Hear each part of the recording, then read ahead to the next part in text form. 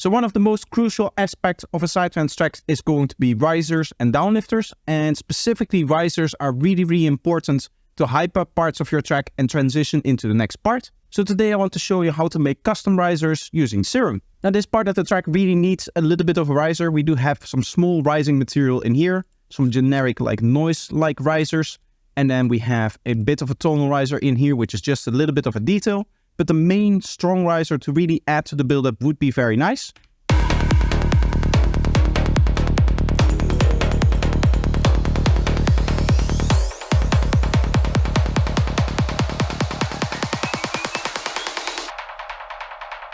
So I'm just going to make a MIDI clip for the part where I want the riser to be.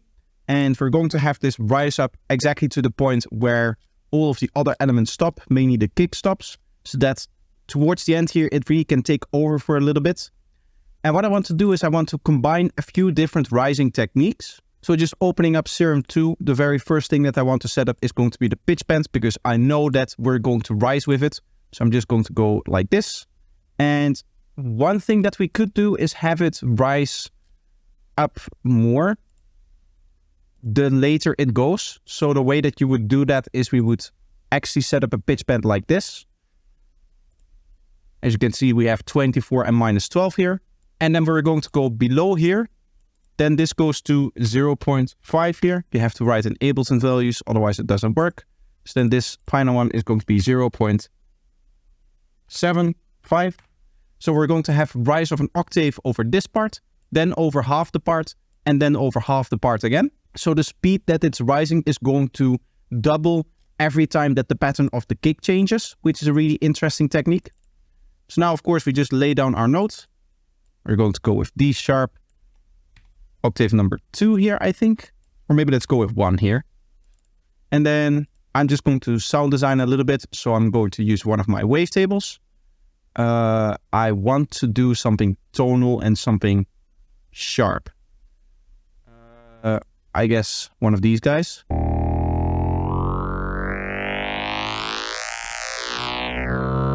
That's cool. I'm going to combine that with saw wave.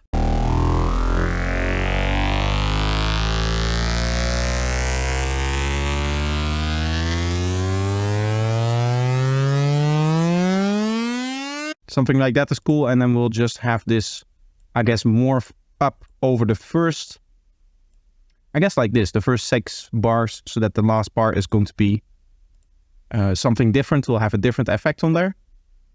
What I'm going to do is add a boat, which is a frequency shifter. And I'm going to set the dry wet to 50% here.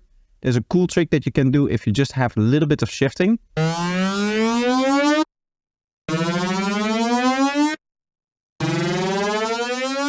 So what I'm going to do is I'm going to have this, actually you have to right click, automate, and then it's going to be automatable. Just go up like this, slowly rise, and then go down again.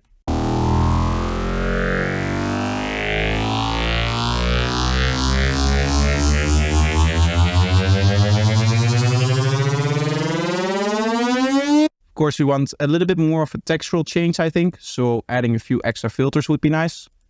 We're going to have a diffuser to start off with, to just get like a more modern sound. And I don't really want to play with any of the parameters here, because that is like phase shift. And we don't want to actually change the phase shift here.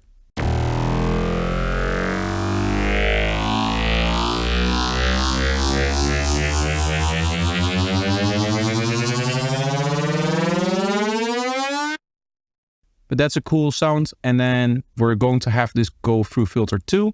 And this is just going to open up over time, just like your classical opening filter.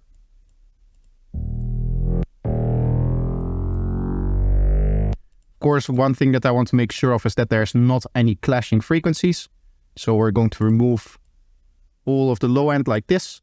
And a nice extra byproduct is that now the volume goes very low here. So our riser is going to neatly kind of come in volume-wise over time.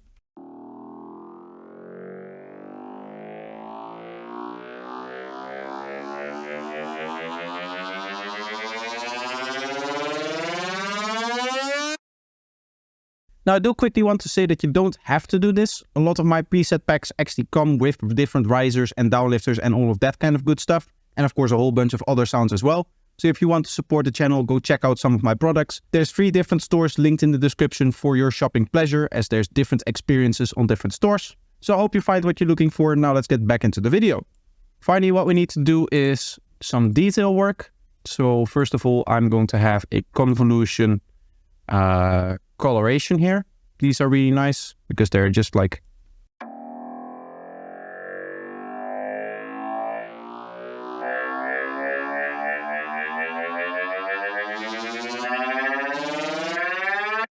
just a change in color here. So I'm going to automate that over time so that it opens up and we get more high frequencies towards the end here.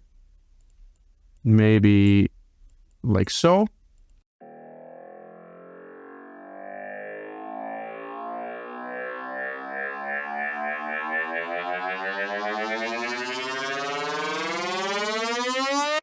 Then next up, I guess I should do this with a macro because I want to add a delay and another reverb. I'm again going to go with a convolution reverb, but we're going with a long chamber here. And we're going to set everything up on a macro. So both mixes are going to do something like this. Feedback of this guy is going to come up. I'm going to have the tone become brighter over time. I'm not changing the size because that is going to alter the pitch of the sound. I guess one thing we could do is the decay, because that is going to be like the length of the reverb. So this is just going to come up over time. And then that means that slowly we should get more of an ambient sound. And then I'm going to cut that ambience right at the stop of the riser. I don't want it to actually fade out over time.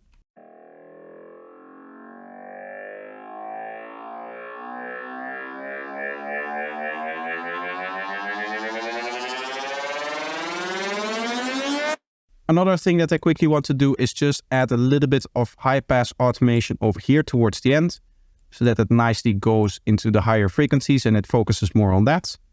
I guess what we could also do is have the Q go up towards the end here so that it adds a little bit of extra tonality here. And then I want a little bit of extra processing in the form of hyper dimension. Mainly the dimension is what I'm interested in. And I'm going to add that bit of distortion to everything, just like a parallel distortion setup like this. Then get the compressor out there, like this. Again, just making sure that it's like halfway in there. Don't want it to be too strong.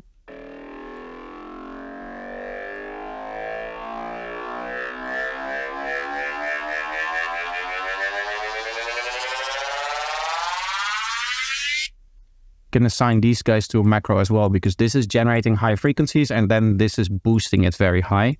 So we could have that come in over time in a fashion that looks like this. As you can see, I'm just going for all kinds of different shapes in my automation, and that is what makes a riser interesting, in that not everything changes in the same way all the time. And just stacking that upon each other and doing more and more and more stuff with that is going to make it more and more interesting. In this case, I'm also going to add a bit of noise, which is just slowly going to be added to it. This will interact with all of the other effects that we have set up and that kind of good stuff. What I would also like to do is send everything to bus 1, which I'm going to do with a macro as well. Is that not possible? I guess over here it's possible. We just drop it on there. And then on this bus here, I'm going to add a nice high pull phaser, something like 10 pulls will do the trick. High feedback, no rate, and then the depth going up over time. I guess the depth, this guy is the linear riser, right? Yes, so this rises linearly, which is always a good thing to have if you want to have something that is just a continuous riser. We can do that with not the depth. I should set the depth to 0 and raise the frequency over time.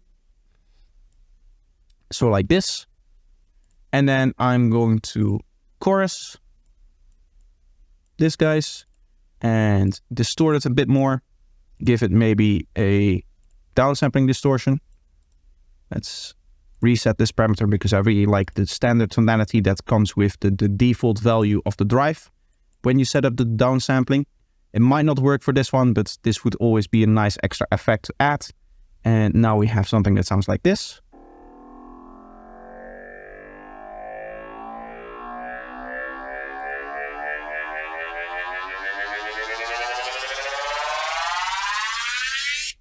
It doesn't seem to want to, or did I not automate this guy here? I did not automate this guy.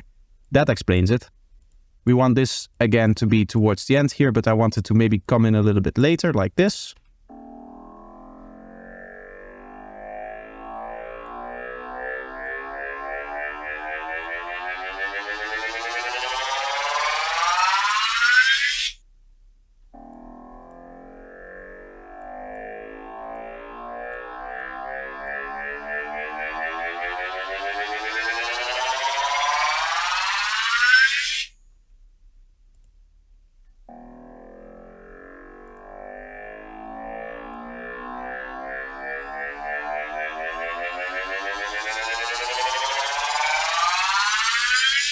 Slight changes to how this all works.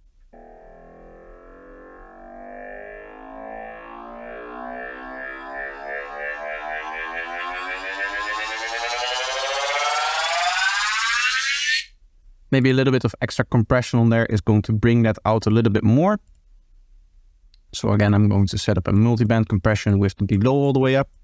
And then we're just going to set up a setting that is going to flatten everything a little bit, and then we'll bring that out more.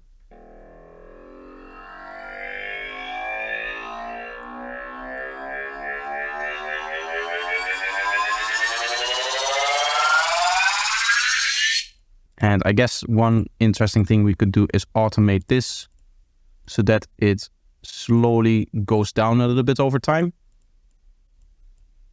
And while the high frequencies of the main layer goes up, the high frequencies of our extra layer goes down again.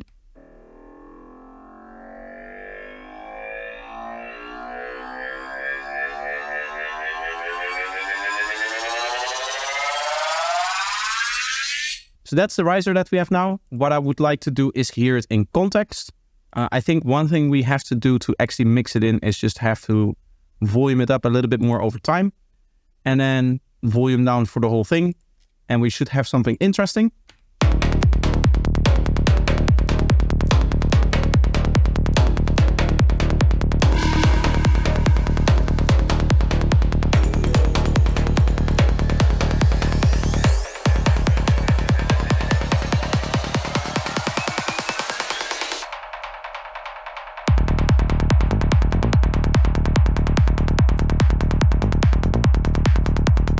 And of course, right now, it just kind of delays out this guy over here. But what I would probably end up doing is have this guy just stop here. And then we get a nice full stop with the track. We could have a vocal or an intro synth or whatever. And then it continues on playing into the next part.